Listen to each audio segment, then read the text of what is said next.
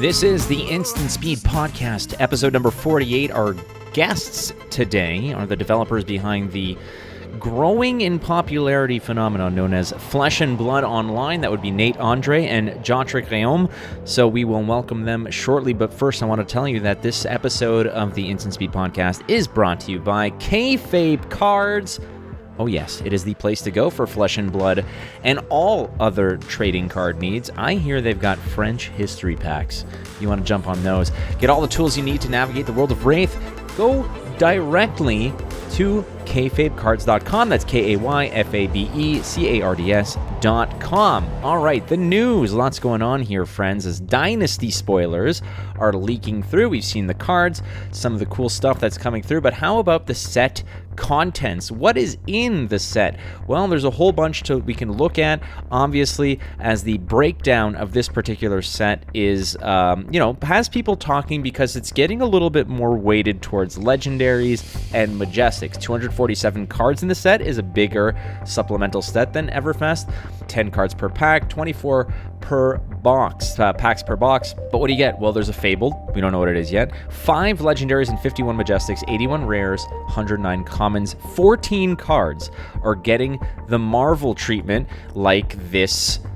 Bing! Pointing somewhere out there as the editor squeezes the image in of equipment. Yes, equipment is going to get the Marvel treatment, so that's going to be sweet. People are going to be hunting those like crazy. Having those on the board to start the game are going to look beautiful. But what about this? What about Marvel Heroes and the drop rate, as Prince Distribution may have let the cat out of the bag when it comes to a very, very elusive chase card, what is being touted as the rarest card ever printed when it comes to Flesh and Blood, a 1 in 10,000 packs. Yes, 1 in 10,000 packs, you can find a Marvel Emperor. What is it going to look like? How sweet is it going to be? And what the hell is it going to sell for? That is all up for you to imagine. National season is getting underway shortly. I will be competing in the Canadian Nationals in a couple of weeks, but there's Nationals going on all across the world. It is a top-tier tournament, all leading up to Worlds that is going to be going down in November. All right, friends, again, like I said, our guests today are Nate Andre and Jotric Réaume of Flesh and Blood Online. We talk about the legalities, the pitfalls, the challenges, as well as the exponential growth being seen by everyone's new favorite platform for Flesh and Blood. Well, I say new platform, digital platform, we'll say, because nothing beats playing it on a table across from someone. Let's meet our guests. The Instant Speed Podcast welcomes the development team from Flesh and Blood's digital platform of choice that has essentially been rising in popularity recently. They are responsible for building and supporting Flesh and Blood Online. So welcome to the show, Nate Andre and Jotric Réaume. How are you, gentlemen?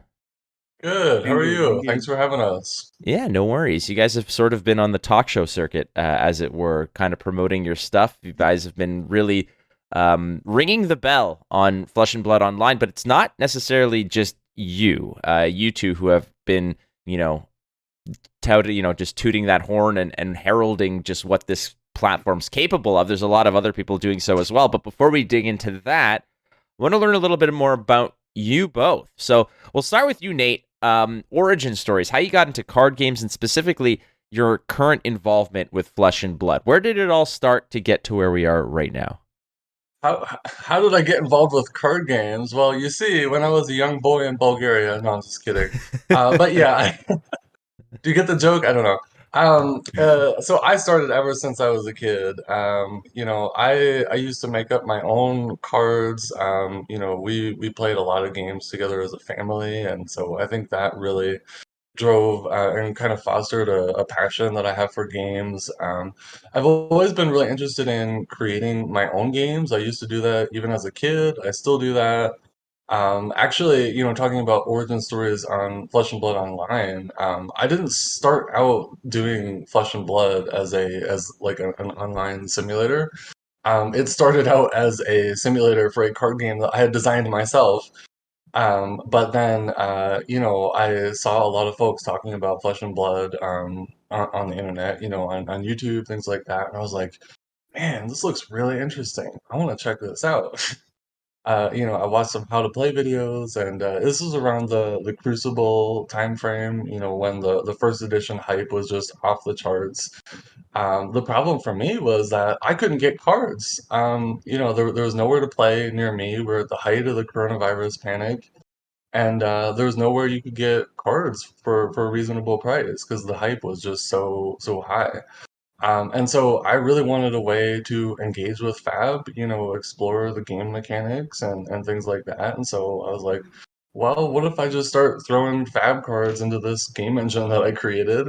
And an hour or two a day here and there, adds up, and it just kind of grew from there. So That's kind of how a lot of people, like to sort of tie a little bow around it, and was they just sort of fall into the game, and then they say a couple hours here or there, and you have this. I don't want to say masterpiece. It's far from a masterpiece. But, pardon the reality. I'm sure you can agree, but it is certainly yeah, it's certainly come a long way. That's absolutely true. And for yourself, Jotrick, what is your origin story? I know that you and I met face to face most recently in France. You kind of just came up behind me and said, "Hey," and I said, "Oh, how's it going?" And then you're like, "I'm the Flesh and Blood Online dude." I'm like, "Dude," I'm like, "Let's chat." That's so great. Where did it all start? Yeah, I think it's all started in primary school, and I was playing Pokemon, and after that, you got people introduce yourself to Magic, playing card games. I think I've been playing games all my life. It could be cribbage with my grandpa, or like playing like board games with my family. It was always something that was really popular. And when I moved to Europe a couple of years ago, I was playing a lot of video games, and probably too much video games. Where at some point I just decided to give up and stop playing video games and just move to something more physical. And with my wife, we started buying board games. I met people playing Magic. I went back to Magic after like maybe 12 years of not playing card games or even more. And one day when I was at my LGS before playing Commander, there's one of my friend that was there with the Oldhim and Lexi Blitz decks, and he told me, "Do you want to play one before other people arrive?" And I say, "Sure." And we tried playing Flesh and Blood, and I never went back to any other card games since last year. Now it's been almost a year, and that's how I start Flesh and Blood. Yeah. It's fascinating because a lot of people have that gateway drug, which is typically Magic or Pokemon, like when they were young. For me, it was 25 years ago almost, picking up my first Star Wars CCG cards, and it's just been down the hill from there. But, when you say there was no up going... the hill, you mean? Up the hill. Up the hill. Well, climbing... I mean, listen, to me, I genuinely believe that there is no better game than Star Wars CCG when it comes to card games. I will die on that hill. Flesh and Blood is one of the best games I've ever played, card game wise. But Star Wars CCG and Lord of the Rings TCG were, in my opinion, the pinnacle of unique card design when it comes to card games, because there's no life totals that you're attacking. You have like a mission. I like I said, it seems like every second episode I go on this rant to talk about these games and why they're so good. I never sell those cards, but those games are amazing. But all right, back on the rails we go. We can talk about Netrunner. We can talk about and this is awesome because like a lot of people who get into cards, we're at that situation now where the age of it, like I look at the demographics of who listens to my podcast, and the main chunk is like between 28 and like 42, like that age bracket between like 25 and 40. Like people who grew up on card games now are still into card games, but they have like disposable income. So the industry, Totally. the industry is just like, dude, pump out card games. Like there are people with money who want to do this stuff. That said, we're the digital platform, the idea for it. Nate, you mentioned that this was actually an idea that you had, that a project that you had for another card game that you made yourself, right? Yeah, that's right. And what was that card game, just out of curiosity? Oh, it's tough. It's really tough to explain it. So, I mean, maybe not. You guys have heard of like PUBG or Yeah, like what's any the of those more Fortnite? or the Yeah, that's the one that Sure. the kids are playing these days, right? it was kind of inspired by that. So the idea is you've got like a deck of location cards, and then every turn you pick a location that you want to move your character to. And then after you do all that, you can play some cards to try to guess where the opponent went. Like maybe you'll lob an airstrike or a mortar or something on a location that you think your opponent went, and then you reveal. And then if you were at the same spot, then you start a combat with the other player that was at the same spot, and you just do like a really simple rock paper scissors kind of thing. So it was pretty simple. It was kind of a party game. I don't know if you've ever played like Bang or Werewolf or something like that, but it's kind of a similar vibe to it, I think. I got to revive my my golf CCG idea. I'm telling you, I have rules written Well, out if you for want this. to create an online simulator for it, then you know Nate, who to talk to. you and I need to get together to put this together because honestly, this golf card game idea that I came up with a couple buddies, like I'm talking about 20 years ago. I Let's do it. Let's talk. Let's take this offline. But we will absolutely, and then we'll have the PGA down our throats. But we could just make up names for golfers. Golf, you can't own golf. You can't own a sport. You could own the rights to the players and such, but you can't own the rules, baby. All right. So the initial idea for the digital client was essentially kind of like an offshoot of another project that you were doing. But when you sort of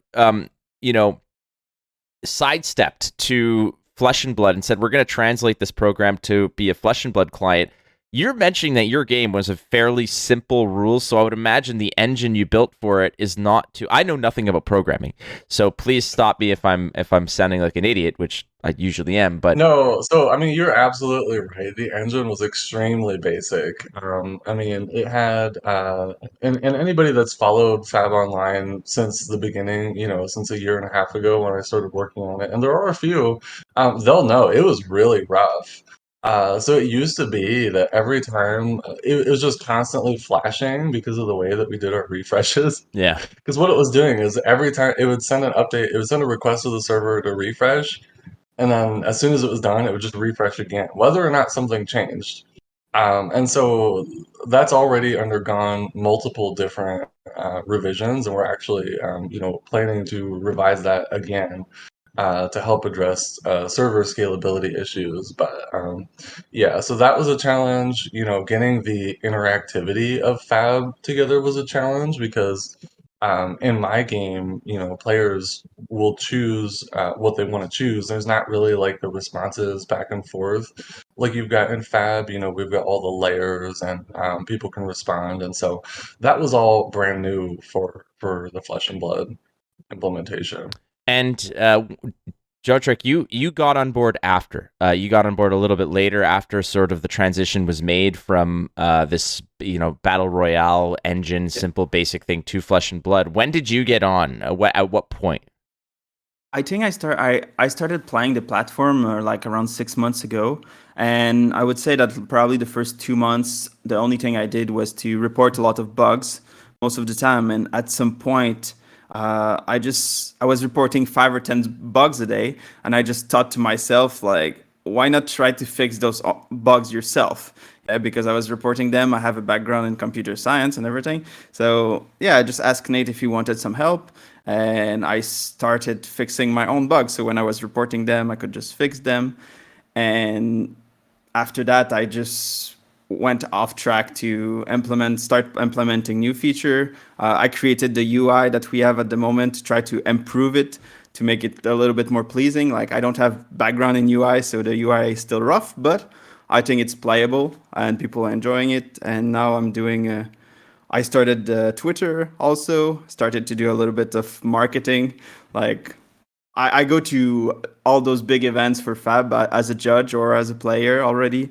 So I'm super happy to meet other content creator. Like I met you in Lille, and just to try to talk a little bit to people and try to put a face on the platform, because I think it's, even if we're not content creator, I think it's a really good thing to just know who we are and be open to talk with people.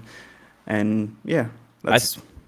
I think that's a good point, definitely, in any, venture, is like, a new product comes out and there's no relatability because it's just a corporation. Yeah. I mean, obviously you guys are not, you're not Microsoft, but at the same time, it's nice to know, like when you came up to me, Jotrick, and you mentioned who you were, I was like, holy crap, okay, like this puts, like you said, it puts sort of a personal touch on otherwise what to me was literally just a Twitter account. And I followed along and I was kind of on your updates, and I've spectated games like a month or two ago or whenever the spectating was available. I was just watching and just seeing how it was working, and it was clunky, and it's still not smooth. I mean, but you're not a AAA studio producing something like Runeterra, where all the animations and the cinematics are just make for this smooth as butter experience. That said, not everybody wants or cares about that. It's the rules that are going to be needing a clean implementation. And I feel like when it comes to the hurdles of this program and shifting from a basic thing like your initial game, Nate, to Flesh and Blood, it must have been like going 0 to 60 in a heartbeat here, because as I was playing, and I've been streaming Flesh and Blood Online for the past week, and I've been enjoying it. To me, it's an outlet to connect to the community, and not out there to rank up or to do some hardcore testing for nationals or whatever. I'm there just to play and to connect with the community. I think that is something, like live gameplay is something that people in the streaming industry are, the people who want to consume it, there's plenty. And this is a really good outlet for that to go down. But as I was logging in, my first issues were always along the lines of, I need to play a basic hero because I don't know how the triggers are going to respond. I don't know how blood debt is going to be calculated. I don't know how seismic surges are going to go down. So I was like, let's just go for the most basic, silly hero that doesn't do a whole lot. Like, let's just go with a Katsu, not worry about his abilities, just jam a whole bunch of weapons. Yeah. Are you insulting my ninjas? Not at all. I'm a ninja stan like through and through. Katsu is my baby. Like that's what that's when I took the training wheels off of Flesh and Blood was Katsu.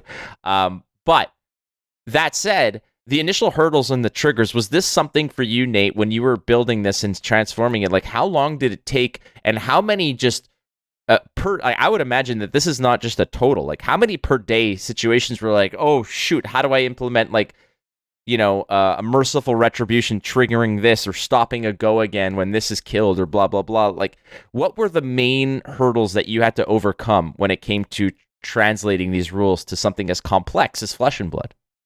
Oh, I think the first biggest hurdle is that when I started working on this project, there was no comprehensive rule book, so that was pretty challenging. We're really thankful to have that now, and honestly, I'm really amazed at how comprehensive and complete it is. That's Josh Scott.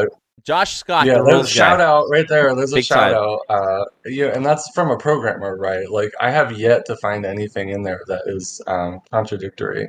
I've had to ask minor clarifications, but I think it's really amazing how complete that is. So that was definitely a challenge. I think other challenges, the layering was definitely a challenge, and trying to kind of retrofit that into an engine that already existed.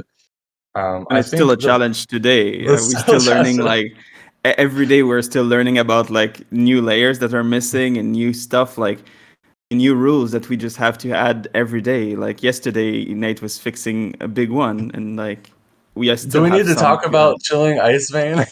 Oh, it's yeah. Insidious. I Oh, think that's you not the need right to. one. You might have to. I mean, like, I got to play a Chilling Ice Vein for free like 2 days ago, but yesterday I had to pay for it, and I was like, hey, nice job. Like, they caught it. However, I think I got the wrong name, didn't I, Jotrick? It's Yeah, the it's the Insidious Chill Vein. Insidious Chill, that's something. the one, yeah. Insidious Chill. Yeah. Yeah.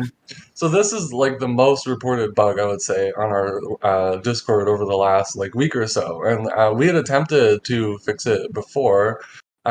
People, what they were asking for was pretty simple. It's just like, hey, we need a layer to be able to respond to this trigger. And we were like, all right, we've got this system for firing off layers for triggers. Let's do it. And so we did it. What we found is that it was actually throwing things in the wrong order. It wasn't putting the layers in the right order. We were like, oh, that's really bad. And so we reverted that change, and of course, and we've been looking into it. And yesterday was the first chance I got to really sit down and really dig into the details. And it turned out from the very beginning, the play card, the function that we have for playing a card, was in the wrong order. So it was doing like all the additional costs and things like that. And so, fuse is an additional cost. It was doing that before it created the layer for the actual card, when it's actually, that's the first thing you're supposed to do, is create the layer for the card. So that was a fun thing to try to reorganize. But we did it. Yeah, and I know that Jotrick, you as well are all constantly sort of just stomping on bugs and putting out fires. I mean, there's so much that's out there, heroes and releases and stuff like this. That how many, out of curiosity, how many bugs a day are you squashing? It's a 2-man operation here, it seems. I don't know if there's anyone. No. There's more. Okay, so that's good news, and for sure, like Jotrick, you got in early, but in the early stages when this was really just sort of taking off, what's a typical day in terms of bug reports and squashing bugs for you? How many, and what seems to be the most difficult thing to resolve? I would say it's around like a dozen of them. Like I cannot find a dozen of bugs anymore. Before I was playing and I could find a dozen and report them. Now I can fix some that people report, and it's crazy how like as soon as this gained popularity, there's like a new wave of players. There's a new wave of players that have knowledge but also play older cards that were not played often, and people start reporting more bugs. So like you have this wave of bugs coming, and yeah, if I fixed a dozen of bugs in a day, I'm happy with myself, because I cannot fix everything. There's a lot of like this layer problem and core stuff that I don't understand yet, because it's mostly Nate work, so he knows better, and like it's we're working on trying to make that more accessible. Yeah.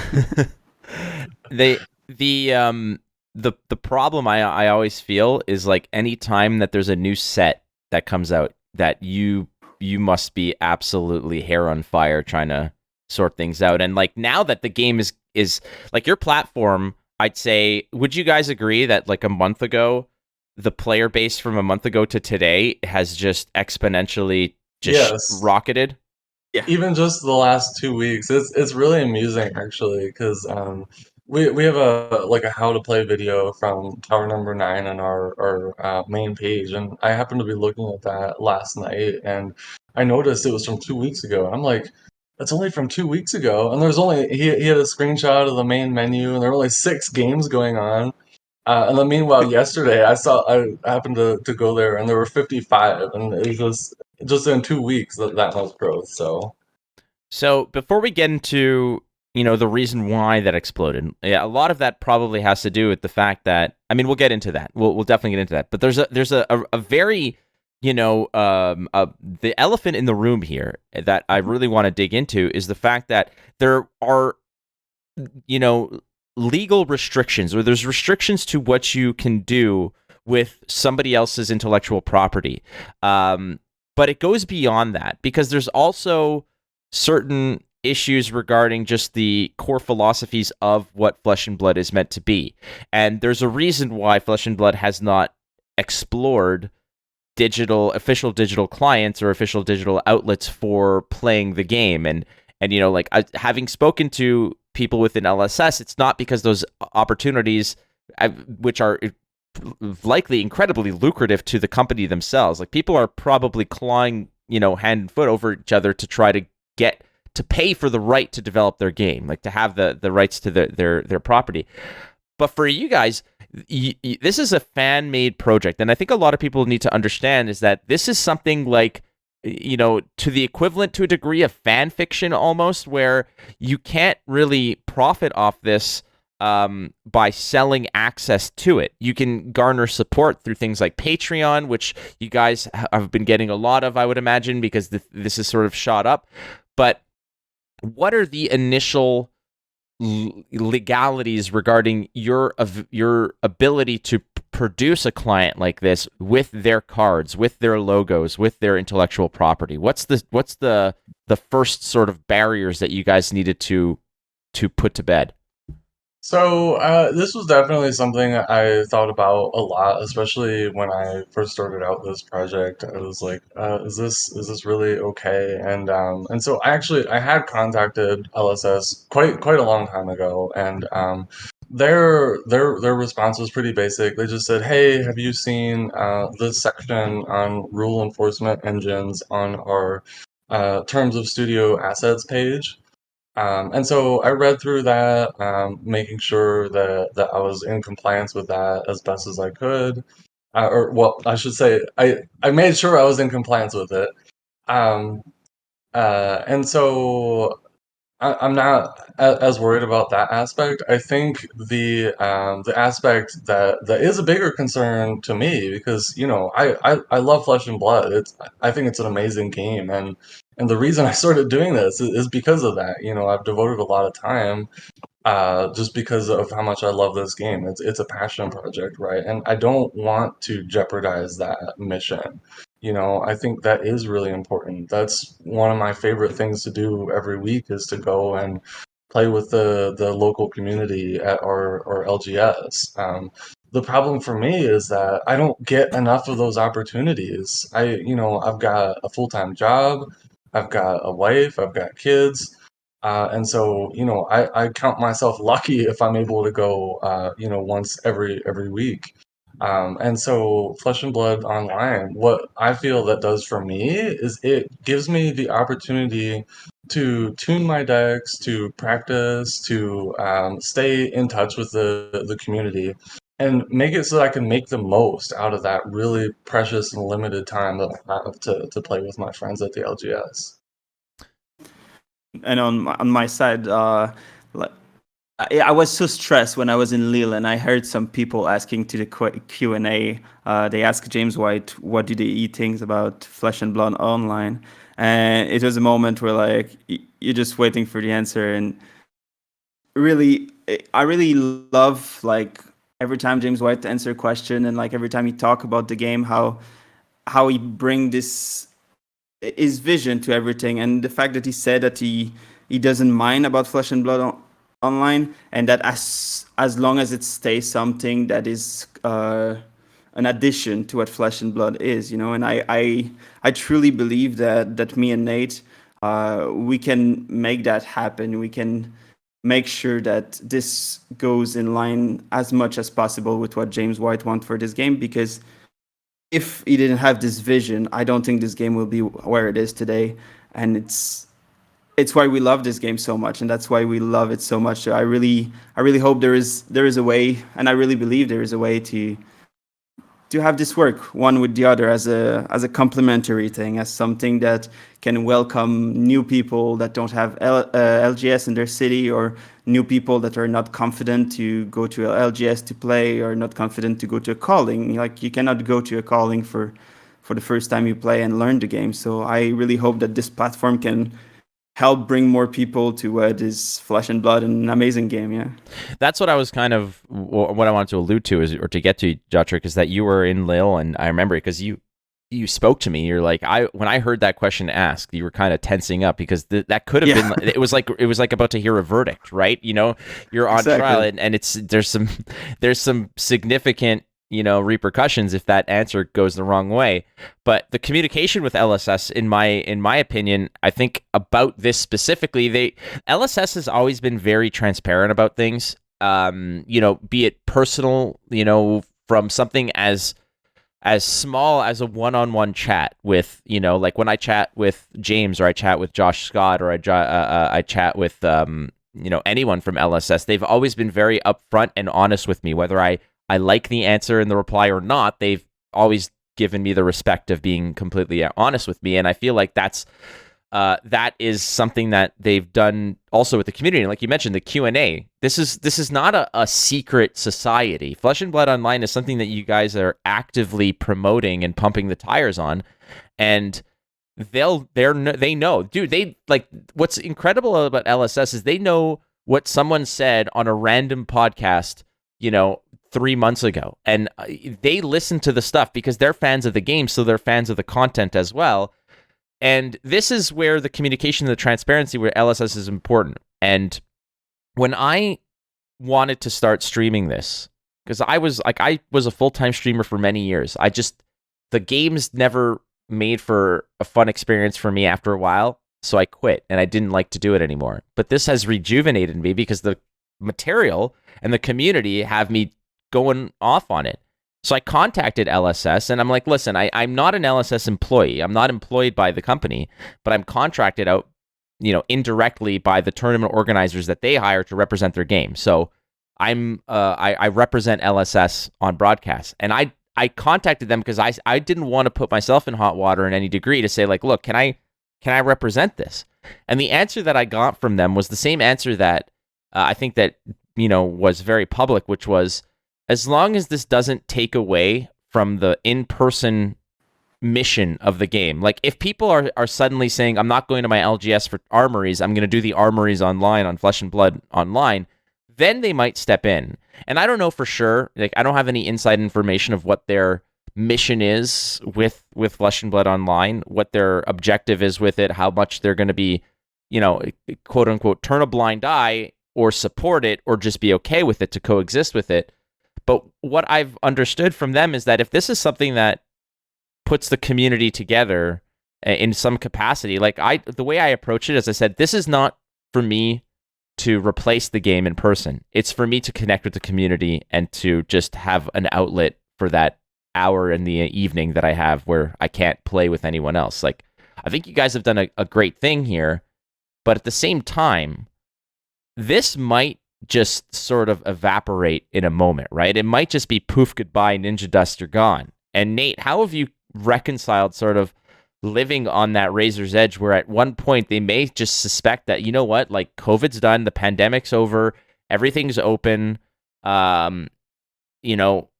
whereas Flesh and Blood Online at one point may have been a necessity to a degree where people couldn't go out because of the pandemic and the lockdowns and the restrictions. So this was just in a critical juncture of a game's development so early.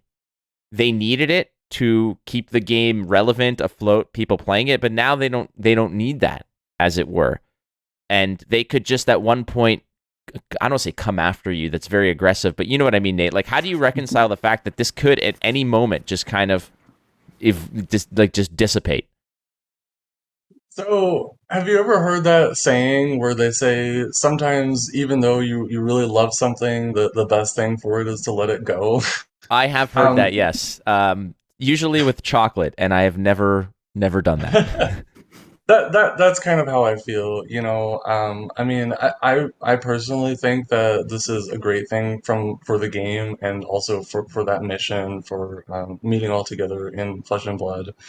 I'll be the first one to admit I would much rather go to the LGS and play with my friends there than play on Flesh and Blood Online. It's just a much better experience. Even just the feeling of the cards, the community with those other players is really outstanding. That's what really keeps me in the game. I've got a bunch of my armory promos even just sitting right here, right? So yeah, absolutely. I think if James White sat me down and said, I really think that this is harming our mission, I would accept that. That's a good approach. And again, it's all for the love of the game. The same thing that inspired you to create this and to make the client must be the same thing that you're going to lean on should this just go belly up in a sense. I personally look, and again, I have stakes in the I don't want to say stakes in the company, but like I have a relationship with the company. I work their broadcasts and such. But I've always been very upfront with them, and I'm upfront with you guys in the sense that I think that I think it's a good thing. I do think it's a good thing in its own space. I think that the client itself, right out of the bag, it's obviously for those who've played Hearthstone or Runeterra or MTGA or Gwent or whatever, like it's not going to be a polished experience, but it's going to be an experience. But at the same time, Flesh and Blood is so much more layered than a Hearthstone, or so much more layered than Gwent. I wouldn't say Magic necessarily. There's a lot going on in there. But however, I think that this is important for players to learn the game as well when the rules are essentially rigid, set in stone, so they understand where they might be missing something. They can learn triggers and learn stacks and such. And ultimately, it's tough to reconcile, like, because you're not official, but you're also sort of being adopted by the community as like the official outlet. Like everybody is just saying like TTS, that's out. That's old news. It's just not the thing. This is dedicated from the ground up for Flesh and Blood. I mean, I don't know. Our goal isn't to replace TTS. Our goal isn't to replace Felt Table. I think those other platforms also have a really valuable place within the community. TTS, it gives you a lot more control than we do. It lets people, some people want to practice remembering their tuning triggers, right? Like that's a pretty big difference from Flesh and Blood Online. Felt Table, I use Felt Table myself. I think what he's doing is absolutely amazing. I think it's even better for new players, a new player experience than Flesh and Blood Online. I think I saw even just this morning, Jotrick saw a new player come into our Discord, and they were like, "Hey, I'm looking to learn this game. What should I do?" And Jotrick said, "Go play on Felt Table," because Yeah, I mean, like entering well, any welcome armory back. or But yeah, yeah, entering any armory or any game of Flesh and Blood Online for the first time is difficult. We don't have a tutorial in place to learn people. Yeah, there's some nice video on YouTube to learn how to play Flesh and Blood Online, but yeah, Feldtable might be better. At least you can play against an AI that block and play some cards once in a while, and like that's really cool. But I strongly believe that like I don't think they will necessarily take it down. And even if they would, I think it could be like someone else at some point. If Flesh and Blood keep going popular, someone else will create something else. I think it's just a question of time before people want to play it sometime online. Like if you can play your armory once a week, like you want more Flesh and Blood in your life. Like once a week, it might not be enough. Like the game is so good and everything. Like I don't know. It's It's an amazing experience to yeah, I'm code the that and everything. I've essentially been playing it, 2-3 hours a day, just sort of streaming it to people. And to me, again, it's more of a community thing. Like I'm not out there trying to refine a deck to go win a nationals. I'm out there to communicate with the community and learn new decks and just play against people with, in a random setting to a degree. The community response, however, has been overwhelmingly positive lately. And you were at sort of the ground level there, Jotrick, in France, speaking to a lot of people regarding the platform, I believe. And the major, catalyst here for this surge in your popularity, I mean, you have to credit a lot of the pros who have been very vocal about their relationship with Flesh and Blood Online and how it's helped them practice to a degree. I mean, Matt Folks, I think, was talking Yeah. about Flesh and Blood Online. Tarek Patel talking about how great Flesh and Blood Online is, as well as many more pros, but also just the casual players out there are now kind of giving it a chance. Once you have that endorsement, you can move forward. What was your response to people like Matt Folks and Tarek Patel saying, hey, this is what I'm very comfortable using, playing on, and happily practicing on? it was very My emotional. first my first response was to go see Tarek in person and just tell him thank you. Like because I met him in France also, and just to say how grateful we are that of his shout out, because I do believe that the first boom was from him on Twitter, that just mentioned us that he didn't have any playing partner in France just before the Pro Tour, so he'd practice on Flesh and Blood Online. And for me, it was amazing to be able to meet him and say thank you. I didn't have the opportunity to talk with Matthew because he did his interview after winning the Pro Tour. But when I watched this interview, like this clip where he's talking about Flesh and Blood Online, it's just amazing to hear that about the project that you've done, and it's make you feel emotional that and so grateful that someone can enjoy it and play it and be successful with it. Like I don't think that I have the words for it. Yeah, it was just amazing. We love all the feedback that it might be. The positive and the negative, we're really happy and open to take all of it and try to improve on it. And that's probably the best thing from like Twitter. We receive feedback from a lot of different people and a lot of different pros, a lot of different cons. Like I think it helps us so much, because without this feedback, the platform wouldn't be what it is right now. Yeah, like this feedback is what makes the platform improve every day. The ideas of people, the bug report of people, like all of that it's really overwhelming and amazing. And I'm really really grateful to everyone that communicate with us, everyone that I met in France. I'm super happy. Like everyone was so nice. Yeah, some people met me for Flesh and Blood Online, but some people I just met some content creator, and everyone was overwhelmingly positive, and it's really a great thing.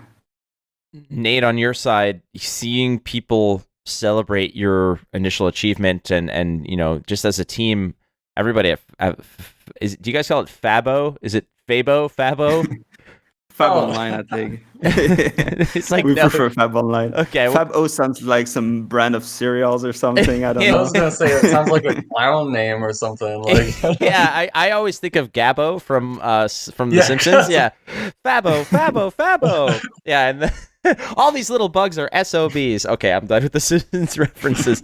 But like hearing the community, react positively to your baby in that regard, Nate. How does that, inspire you? It must be just extra cold in the furnace for you.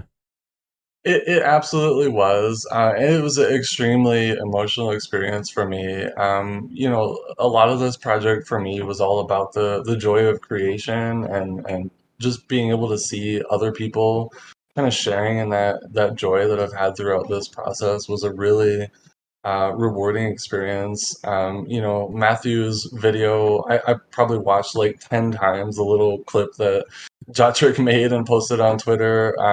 When I saw the tweet from Tariq Patel, I was shaking. I was getting ready for bed and I saw that and I started shaking and I couldn't sleep. And so what I did is I went down and I started coding. uh, It's so it's great motivation, and it's like anybody's job or anybody's project. If somebody kind of reads part of your creative write and says, wow, this is good, or somebody, for me, it's like when somebody tweets and says, hey, that was like I got that reference that you made casting, right? I think that you're a good, like, it does so much for you. It's incredible. But you guys have also had negative criticism, and to a degree. And listen, you guys have been on the circuit. You guys have been sort of front row center in the spotlight of the community in terms of talking points, for sure. And I don't think anybody is criticizing Flesh and Blood Online for what it's trying to do from a technical standpoint, because nobody's out there saying, well, I played an Insidious chill and it didn't pitch a blue, like, garbage, throw it in the garbage. Like, no one's saying that. I think a lot of the criticism is possibly in terms of what you are putting out there, which is in contrast to the philosophy of what Flesh and Blood is. Your response, I know that we talked a little bit about this in regards to what LSS's response is, but what about to the community who say, well, I was going to call it Fabo. Flesh and Blood Online is sort of the antithesis of what the core philosophy of Flesh and Blood is. And yeah, it's a card game, and yeah, it's this, and yeah, it's whatever. And you may be skirting around the actual word of law that is printed on the rule book and the legalities of it. You guys might be fine in terms of that. But from a core perspective of what you're doing, you are going against what Flesh and Blood is, and therefore I cannot support you, and I will never use your product. I mean, that's very dramatic, but there are people who may be leaning that way. It's kind of like in the same way where everybody's says like, "Oh, you've never seen Pulp Fiction? What's wrong with you?" And then I say, "Well, now I will never see it," just to shove it in your face. So, like, for you guys, how do you approach that type of criticism? I mean, it hurts a little bit, but I think it's pretty fair to, it's something that is constantly at the top of our minds. It's something we're constantly thinking about because we don't want to be jeopardizing that. We don't think we are. We think, like we've talked about earlier, that it does a lot of things. It helps people get an avenue to try the game. It can re-energize them by, giving them opportunities to play. It can let them build confidence to be able to seek out that first armory event or calling or whatever the case may be. And so we absolutely do think that what we're doing is consistent with that mission of getting people together in the flesh and blood to play a great game, and I think that that's very subjective though. And so if other people don't feel that way, I think that's a perfectly valid opinion to have. From all the negative feedback, or not necessarily negative, but like the worries of the community, I really agree with most of it. Yeah, I haven't received anything that was negative just to be negative. Everything that people brought to us, we totally agree with it, and I'm really grateful that they bring it to us so we can be self-aware of like what could be a bad direction to take this project. And I agree with everything. Like we want to keep this as close as possible to James White's philosophy because this game is built on that. And if we try to go away, it wouldn't be flesh and blood, and we wanted to keep being flesh and blood, yeah, because that's the game that we really love. Yeah, I think intent has to be taken into account here. That you're not you both are not doing this to get rich. Like this isn't a project where down the line you're like, I can't wait to sell this for $17 million and get each. We couldn't. Yeah. Even if we wanted to, right? Because LSS does have that specified on their terms of use page. Right. So again, but yeah, you're absolutely right. But for everybody who is just curious here, and like this is a lot of the questions that I fielded regarding Flesh and Blood Online from the community were, what are the legalities of this, and how can they do this without and I don't say upsetting LSS, but without sort of stepping on these little hidden landmines of legal text and fine print that might actually just absolutely pump the brakes on what you're trying to do. But in reality, you've all been very responsible in making sure that this is fine. LSS is aware of it. This isn't some secret cabal that you guys are putting together here. This isn't the Flesh and Blood Illuminati that you guys know. Like, there's no way that James White doesn't know it exists. Like, yeah, he's on Twitter all the time, and I feel like it's been 2 weeks that people mostly talk about Flesh and Blood Online. Hey, they know. Like, I've contacted LSS to see, like, hey, you guys have no problem me streaming this stuff, and they're like, no, as long as the goal remains the same of it's community based. Probably played some games and we don't know. Oh, for sure. I will. I don't know for sure, but I'm willing to bet dollars to donuts at the fact that they've absolutely played on the platform to some degree, either to explore it and see what it's about, or otherwise just because they want to play. They won't tell you that. As long as Joshua didn't try, otherwise I think they will revoke my judge level 1 thing.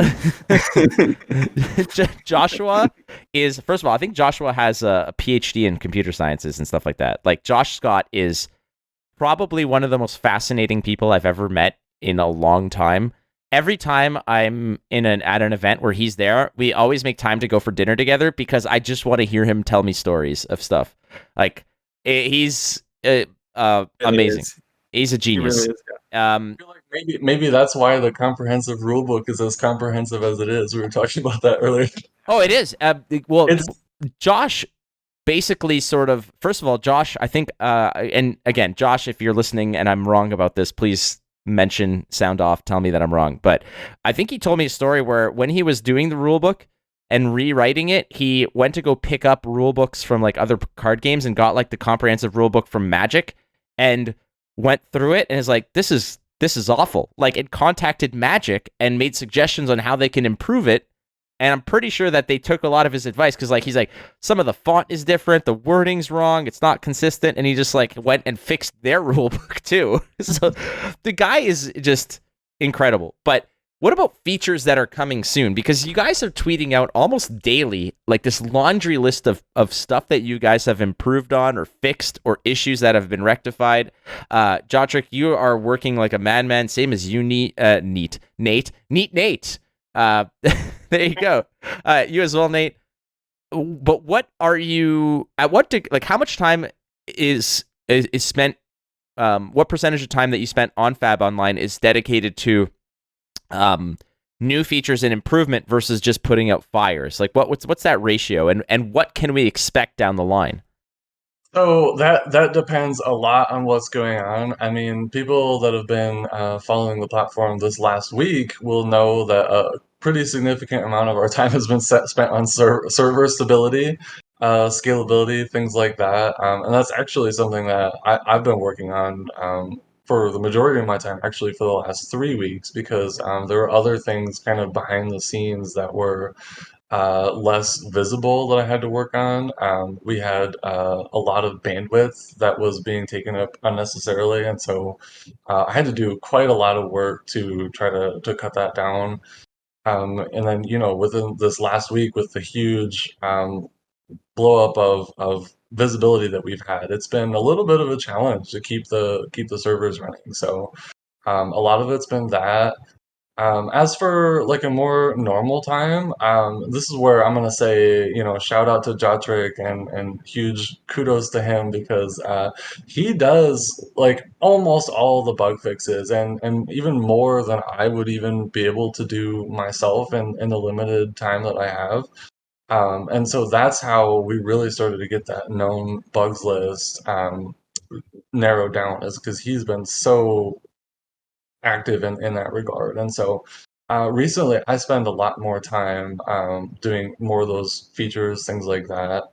Um, every once in a while there's something he doesn't know how to do, and so what we'll do is we'll get together and we'll code together, do some paired programming. I don't know if you've heard about that, but that's something that I really like doing.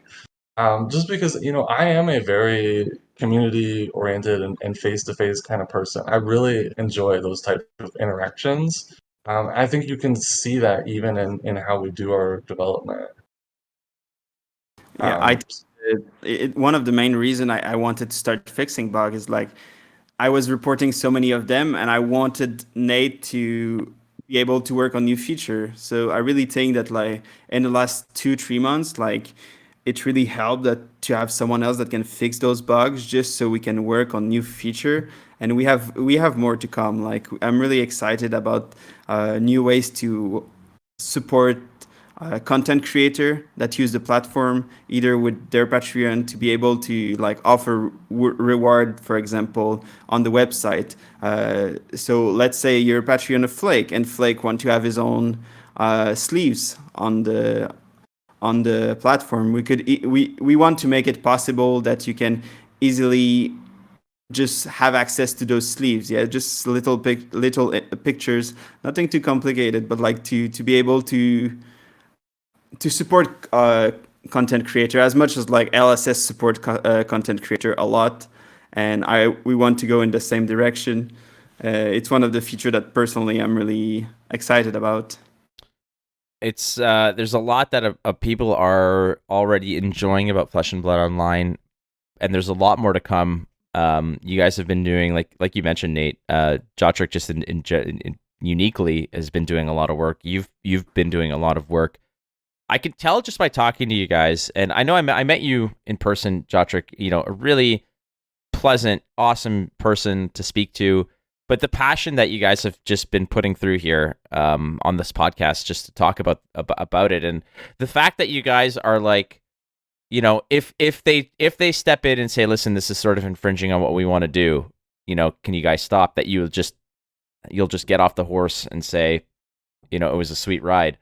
But is there an end goal for you guys? Like, at what point are you saying, mission accomplished, or have you already reached that point? What is the end goal here? And I hear a lot of this from people where they're like, well, why doesn't LSS just acquire your platform and go from there and just pay for your work and buy it and then develop it? Is that something that even you'd be interested in? Do you want to like what is the end game here?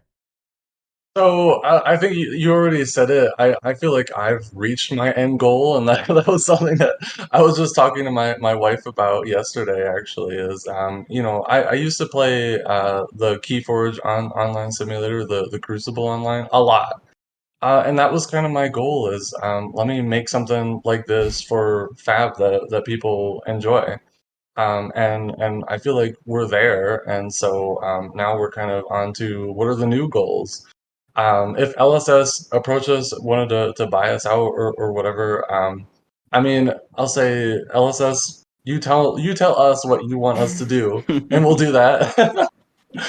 uh, you know, uh, as far as our mission, kind of what I hope to accomplish going forward, we want to improve access to Flesh and Blood. We want to make it possible for people to play Flesh and Blood when they want to play it. We want to help them stay connected with the community wherever they happen to be in their life.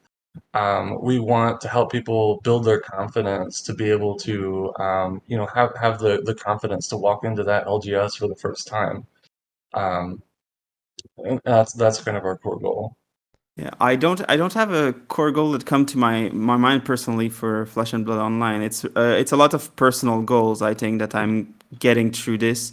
Some of my personal goal will be to get a new job after that in computer science. I don't currently work in computer science, but I do believe that it's somewhere I would go. Like if LSS want an official client and they want to hire me at the same time, that's the kind of thing that I will be happy in the future.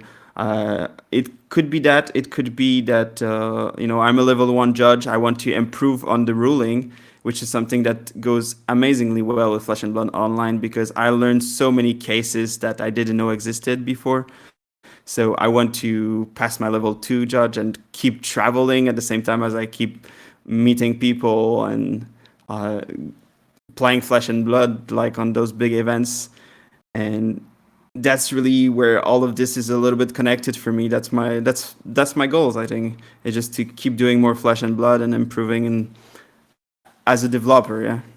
Would you ever sell this to somebody who isn't LSS? No, absolutely not. All right. So I used to do this this game at the bar when I was bartending. And, on slow days, it's either with the wait staff or it's with the patrons at the bar or whatever on slower nights where I would send them a really silly scenario. It was usually something not very appropriate, but it would be like, would you do XYZ for $1 million? And then they'd be like, No.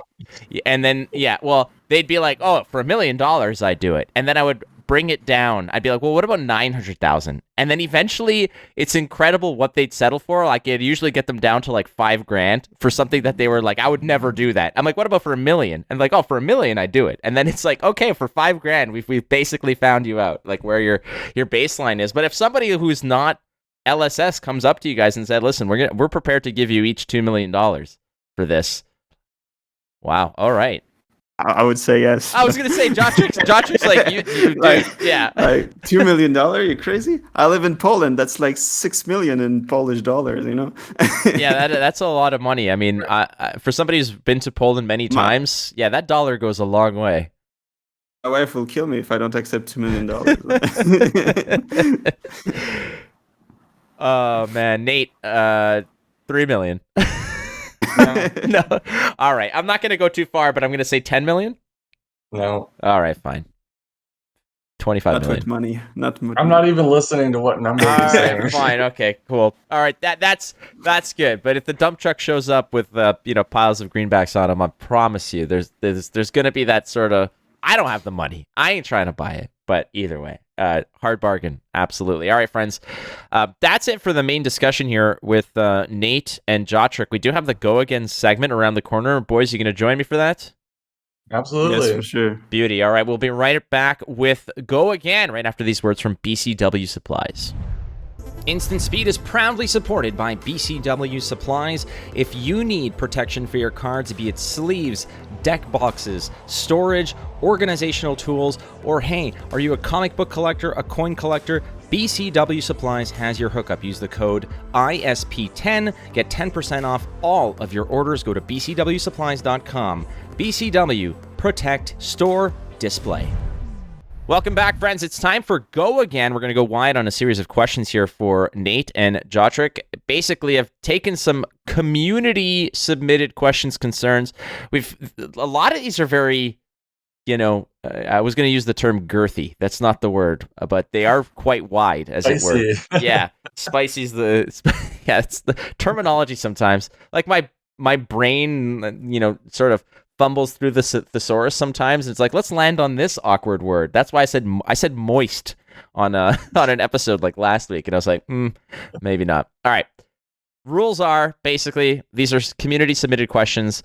There's no time limit. There's no lightning round. There's no bonus points. You just answer, and we're starting with Ollie, aka Kirirasu, hopefully I'm pronouncing that correctly, either way, asking, with all the shout-outs from content creators in the last days and the growing number of games, is it possible to maintain the quality of the site? Will there be major changes once a certain threshold of players is reached? Love the service. Great site. Keep it up. I think this is a really great question. We've all seen the servers have had some difficulty in the last week or so. I think this is a great point to give a shout out to our server admin, Bluffkin. He's done a lot of amazing work keeping that online for the most part this week. It's a learning experience for all of us. A shout out to my wife as well. She's actually well versed in computers and she's helped out here and there. Without Bluffkin and my wife kind of helping out with that, there wouldn't have been a FAB Online this week. Just because there's been a lot of challenges with doing that scaling. I think we're in a little bit better of a place right now, but there's always the question of what happens if the number of players doubles again, and so it's definitely going to be a challenge going forward. I think the other big aspect of quality is how are we managing updates? Because that's a really huge challenge. When I first started this project, most of the time there was nobody playing on the site. And so I could just kind of drag and drop files at my leisure, and make a code change here. We just drop it up there onto the server, and it's not a big deal. But now when we've got 50 games going on, which is 100 players, right? That's kind of a lot. You can't just break all those people's games. That's kind of disrespectful to their time and their enjoyment. And so does it occasionally happen that we make a mistake where the server breaks and breaks people's games? Unfortunately, yes. But that is something that we're really mindful of, trying to improve our processes and try to make sure that happens less and less as time goes on. As for the major changes, I don't think we have anything planned to, like, if we reach 1,000 players, that we're gonna change anything. I really hope that we can just improve on the quality that we have right now and improve on the ruling of things. So to make it clearer, like all the priority step, but also to make it better for people. Like, if, for example, people that play Icelander, if they want to skip the whole turn of priority or something, to have better way to skip through those and make the game a little bit more fluent is something that could take some time, but it's a big change we want to do with times. I dig it. Next one coming from Jordan Kennedy, aka I'm Jordan German on Discord. If you guys want to join the Instant Speed Discord, you can gladly do so. We'd welcome you with open arms. Send us a link.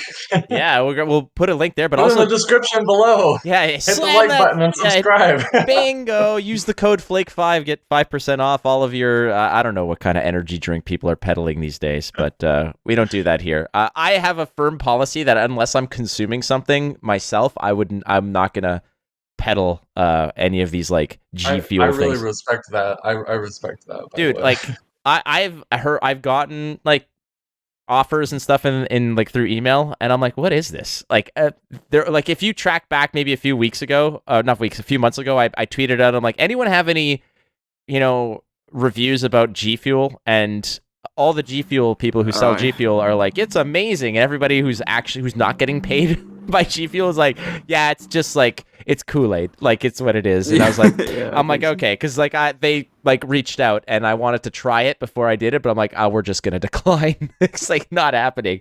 However, if you're a coffee people, please send me coffee. I will absolutely pedal for coffee in a heartbeat. All right, definitely coffee people. Oh, for sure. So Jorman, aka Jordan Kennedy, great player out in the sort of the Ohio region, says this is a question that you guys already touched upon, but maybe just again to sort of wrap it up with a nice bow, asking for the developers, how do you respond to the criticism of the platform actively hindering LSS's core philosophies? Are you worried that LSS and how LSS will respond to the growing popularity of your platform? So also throws out there, hey, leagues, make leagues and stuff like that. So Jordan's a degenerate gambler. I say that because he's my friend, but he just wants any way that he can sort of have a ranking and come out on top in a degree. But again, we'll start with you, Jotrick, just to sort of like wrap a bow on this whole discussion of how FAB Online contradicts LSS's core philosophies of playing in person. Yeah, we are totally happy to take all the criticism that goes our way, because we understand the philosophy of James White and the company of LSS, and we really want to go hand in hand with this philosophy. We don't want to go away, and if we ever go too far away, just tell us, because we're gonna make sure to keep going in that direction. And I'm not worried about LSS response to the platform, because so far everything they told us indicate that they accept it for what it is, as long as it doesn't become something else, or we don't disrespect their terms and services. So for me, I'm not worried. I believe in myself and Nate to do what's good. Yeah, I believe that we are good people that want just the best of flesh and blood. So I think we're on the good way to make this an amazing thing for the couple of years to go, for sure. Yeah, I think I'll just echo what Jotrick said. I think he said that very well. I think one other thing I would say and we would love to hear from LSS if they ever feel like we're starting to infringe on that. We'll work to correct it as soon as we can. And if they say it's time to turn it off, then we'll turn it off. And there'll be a turn-off party. We'll all get together. It'll be like those MMOs where they like turn the servers off and then like the meteors come crashing down or whatever. Like, yeah, we'll do something fun for sure. But hopefully we won't have to do that. And if they have ideas on how things we can do to be more in line with their mission, we'd absolutely love to hear from them of what we can do. Fun fact: the last player who was logged into the Halo 2 online Xbox server to play online, the last player ever on that server, by the name of Apache Enforcer, a friend of mine, Craig Reed, actually is his real name. There goes that. Is a friend of mine, which is just, it's funny. So when you think about like all the MMOs just sort of coming together and lighting candles and just waiting for the lights to go out, in my head, I was like, that's the first thing I thought of, was him sitting on the Xbox in a lobby that he can't play. And I'm like, all right, maybe there are other things that we could do with our time, but that's a good answer. I like that. I strongly believe that like this platform is going to help the game of Flesh and Blood so much. I don't think there is any reason that they will want to put it down, for at least for the moment. Yeah, I hope so. I mean, for your sake and my own, because otherwise, if that's the case, I'd be like, well, there goes my resurging streaming career down the toilet one more time. This one coming from Sleep Coma, also from the Discord, saying, for the devs, any thoughts on the ability to support draft pods on the platform? The dream of a draft lobby or whatever set for whatever set, and being able to draft and play together would be amazing. So many new players never got a chance to really even have an ARC draft, for example. Stay tuned. Oh my goodness. That is always... It will be amazing. Yeah. those are always the horniest responses where you're like, stay tuned, and then everybody's brain is like, it's a sure thing, and then they just piece the puzzles to make it like this fantastical, crazy monster of a thing. But I'm excited. Draft pods. I wouldn't say it's a sure thing, but it's definitely something near the top of our list of things to work on. We get requested that quite a lot. I like it. Jotrick, do you want to? I don't think I will. It will be amazing. Like, it's definitely the thing that I have the most difficulty right now is playing draft on Uprising, and I would love to be able to practice that. So for me, if it's happened, I will be happy to be there and try it. I feel like you know something, Jotrick, that you're not supposed to say, and now here I am in this position of trying to be a respectable journalist. I can I'm just saying, plans for sure. Like, I could totally kind of Dan Rather your asses and try to really push for answers here. Like, do I go full Barbara Walters on you and try to push? I plead the fifth. All right, fine. Well, now it's become a legal battle. All right.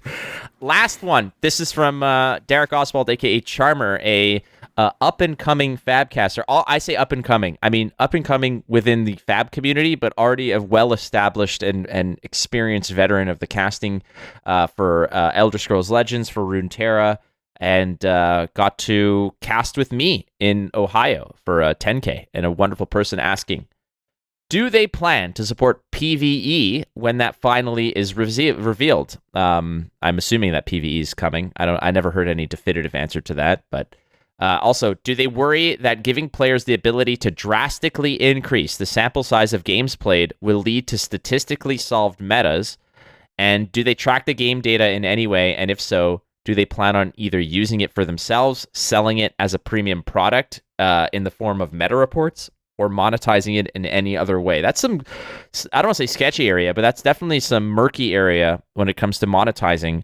But data and intellectual property are two separate things. So how do you guys approach these questions? Sure. So on the PvE side, I love PvE, but I don't think that's something that we'll pursue. And the reason for that is because we feel like our friends over at Felt Table really have that covered really well. And I don't see a reason to try to duplicate the great work that they're doing. And so I trust them to do whatever kind of PvE implementation they would want to do. As for the data, so yes, we do track game data today. You may have seen some of the videos from Kugane going over some of the data that we've had. We posted about it on Reddit in the past. That is a huge concern for us, and that is one of the things that's starting to kind of become a hot topic as well, is how is that data that we generate going to change the competitive landscape of the game? I think in my mind, there's no doubt that it's going to change it. I think we don't know if it's going to change it for the better or for the worse. Some people worry that it's going to result in a solved meta. I think there's also opportunity, though, to kind of use that data to disrupt a solved meta. A really great example of that, because I like to look through this data. I created that functionality because I love data. I really love kind of like geeking out or just obsessing over that kind of stuff. And so I saw like, oh, Briar is going crazy. In my own testing, Briar was the hero that I've struggled the most with for weeks, maybe months, because I think she's really strong. Mountain Briar specifically. And so I looked into what's strong against Briar. And what I found is that's all you got. The defense reaction, where if it blocks a thing that is to attack, you get to draw a card, has a really excellent win rate against Briar specifically for virtually every hero. Every single hero I looked at, that matchup is that card is one of the strongest cards. And as soon as I saw that, I actually bought 3 copies of That's All You Got because I was like, man, I got to try this out. And so I think there's also a lot of opportunity to kind of disrupt those kind of solved metas. I get where you're coming from. Data and meta and solving it, like, this is my main concern about this as well. And part of the appeal of these major events is because they are, in their own regard, like meta snapshots. So when you go to a major tournament, like, the Pro Tour, for example, like the previous, litmus test you had was Singapore, where you look at Singapore, you say, here's what won Singapore. It was a dash. It was this, was already in the field, also in the field and whatnot.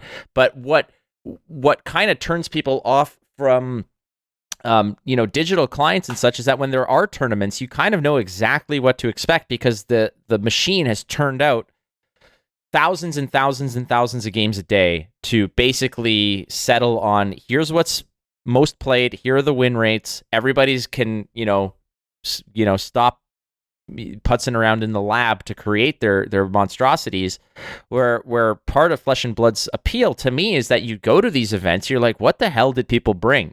And like, for instance, just as an example, Matt Folks ahead of the tournament said, hey, if I 3-0 draft and you got to put someone on camera, put me on camera because I'm bringing something naughty. And I was like, what are you playing? He's like, Briar. I'm like, dude, it's Briar. He's like, no. We're changing things around. But these were all secretive because of the practice that he was doing and not knowing where to go. But if you're out there grinding ladder, you're going to eventually bump into decks and people are going to clone those decks, reverse engineer them. And then suddenly everything's solved. And then the tournaments are less, exciting. So that's kind of my concern when it comes to data. I feel also that like this solving things like that comes with just having a lot of players also. Yeah, with Flesh and Blood Online growing, there's going to be more matches even outside Flesh and Blood Online. But also when you go to those events, like there's such a big amazing thing about Flesh and Blood is those meta calls. Like if you know that this is the most popular, you can play the counter of this deck, and there's still a lot of meta call that I don't think that those kind of stats will solve, and I will still make it really interesting to go there and try to be like Yuki in Canada that won like with Ice Lexia against all those Briar that was there. Like I feel like we're almost living a similar thing right now, where like you can maybe still counter the meta, even if we know that Briar is strong. We will know that Briar is strong with or without Flesh and Blood Online. So for me, I'm not too worried about it. I think I was really amazed by Matthew Folks's deck and some of the response to that. Everybody said, "Man, that deck is so innovative," and it was risky for him to take that deck. Promise of Plenty. So first of all, that's one of my pet cards. So I love to see that he had used that. But I heard some anecdotes of people had to look up what that card does. Yeah, and so. I mean, I don't want to say I had an inside track on that deck. I absolutely didn't. But I had an inside track on people testing that card and testing, I think it's Pursuit of Knowledge was the other one. But I knew of this card, and like in private groups of just play testing, and I was like, wow, this is pretty cool. I wonder if anybody's going to, land on this card. And Matt Folks already had that in his back pocket. So I think the FAB in particular, it really rewards that kind of high risk, high reward kind of deck. Like, let me try to figure something out that is going to counter the prevalent meta. And so I think if I look at the FAB Online stats and I say, oh, Briar is number one, I should take Briar, that's a huge mistake because that there's going to be a handful of people out there that are trying to figure out what is the deck that beats Briar, and they're going to take that deck and they're going to sweep the field. So yeah, sometimes it's just a matter of positioning yourself within a small meta, and you're right. And this is when you guys publish, I don't know who it is, if it's specifically you, Jotrick, who publishes the data and says, here's what we had this week, the matchups, the win rates, the play rates, etc. And what I always find is that people are replying to it's like, whoa, like, send me that Azalea list that has like a 75% win rate. I'm like, dude, that's probably some clown playing against his buddy. Yeah. And that was a statistical anomaly for sure.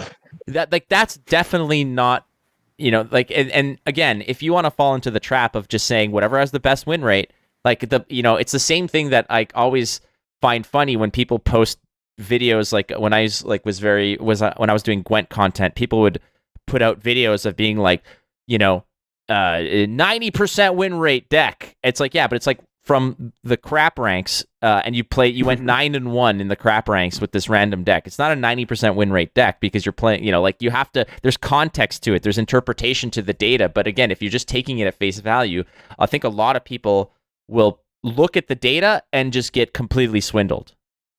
Well, I had 100% win rate with Gannis, So I had played 2 matches and I won both of them in Blitz. So I got the list just right in my DMs. We're gonna have the Guinness list.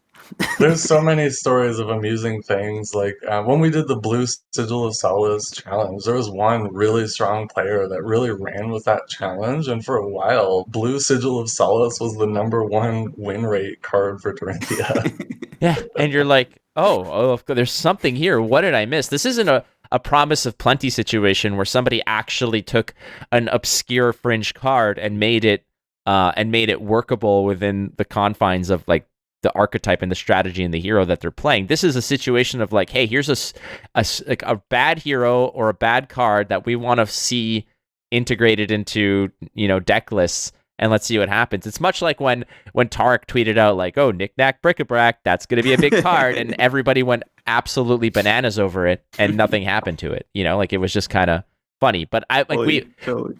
but we've seen this occur. Like Matt Folks winning UK Nats, going 12-0 or 13-0 in UK Nats, playing Cokes of Commotion, instantly shot that card up from like a 25-cent Majestic to like a $6 or $7 card. Like everybody wanted it because he found why it was good. But why was it good? It was good because he was playing Briar into a Guardian meta where giving your opponent a Quicken token means absolutely Jack Smith. I say Jack Smith. You know what I mean. I try not to swear on this podcast. My producer gives me bad mojo if I do. I see the stats being more for entertainment value. I get a lot of entertainment out of it. I think for more serious tournament players, it can be kind of a starting point to get ideas, but you still need to do your homework. You need to do your own testing because you have no idea, like you said, was that somebody just playing against their friend? That's it. And though the analogy I like that I've heard before is that it's like you can be knowledgeable of the data and wise to it. So knowledge is knowing that a tomato is a fruit, but wisdom is knowing not to put it in a fruit salad. That's the difference. So you can be knowledgeable of the data and say, hey, look at this. There's a 75% win rate Azalea list. But wisdom is looking at it and saying, okay, the sample size is 8 games. It won, 6 of them or whatever. And it's probably 2 doofuses who are just playing Azalea versus whatever Azalea is good into, if that even exists. But just learning the game. There's a lot of new players on it, yeah. Precisely. So data is not the end all. However, it is certainly something where, if FAB Online puts out 1,000 games, publishes or completes 1,000 games a week, the data as it is just 1,000 games out of the hundreds of thousands of players in the world that might be playing it. It's not like Hearthstone or MTGA where you're getting tens of thousands of games a day and things typically sort out. Out of curiosity, how many games are played in a week? In a week? I think it's that changing 1,000 every a day. week. Yeah, that's every day it changes. So let's say the week prior to Pro Tour versus the week after, or like right now, what's the surge that you guys are seeing? Like how many games were completed, let's say the week before Pro Tour versus what the trend that you guys might land on at the end of this week? So I haven't looked at what it is this week. The last time I looked, it was about 1,000 games a day. Oh wow, a day. Okay, so that's a decent amount. All right, so and that was the last time you checked. You may have doubled up on that, or even more in my estimation. Last time I checked on FAB Online before France, I looked in. There was maybe 3 games going on at any given time. Now I have my choice to spectate 20 at any given time, which is great. So I do wish you success with this. I hope that I truly believe that this is something that I think it's a good thing. I definitely do. I will never take this over an in-person experience, but the reality is I don't always have in-person experiences at my disposal. So this is a nice way for me to connect with the community, to stream the game, to get games in when I want to. So I want to say thank you both for your exceptional efforts, your dedication, and your passion, as well as just the fact that you guys are doing a service to the community, that you are 100% prepared to just drop at a moment's notice to support the game itself, to support the source material. So that's important for people to understand as well. So thank you so much. Yeah, thank you. We appreciate it. Thank you very much for receiving us. It's really appreciated. Oh, it's my sincere pleasure again. I have the lucky privilege of being able to talk to some great people in the community, and this week is no exception. So thank you so much.